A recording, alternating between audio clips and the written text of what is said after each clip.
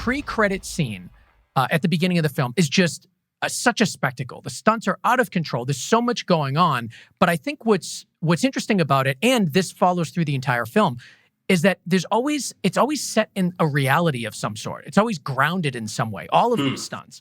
And I think that's a really tough thing to do. There are many films that we've all seen that the stunts take us out of the movie sometimes because they're so unrealistic. And I think, and it's not even the way it looks, it's just what happens.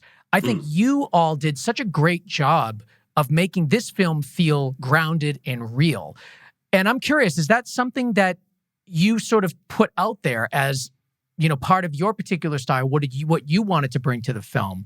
Or was that across the board, an initiative where people wanted it to feel as realistic as possible?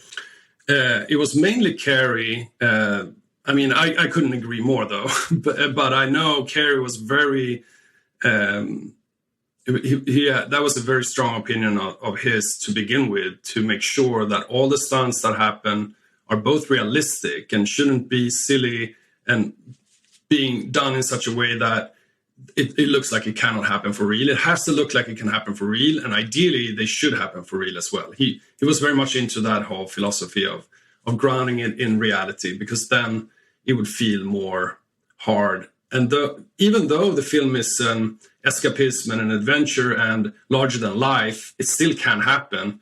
And because it can happen, that's sort of part of the soul of Bond too, I think, is like, Bond movies traditionally have been at least doing all the stunts for real a lot of times. I mean, they really like making the things in camera, but Carrie was very much into really grounding this into reality, definitely. Yeah. And we all agreed. I mean, I totally think that is important too, and especially,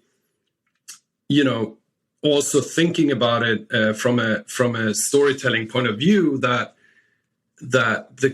it doesn't matter what you do, where you put the camera, unless it's also grounded in the story and the emotions of the story. It's like if you don't know that he is running for his life, it's not as exciting to go with him on a jump, or something. But if we know that he's chased or that he needs to get away from something, it's more exciting, obviously. So, and each of these things is so much more important to follow the story and to make decisions from that point of view.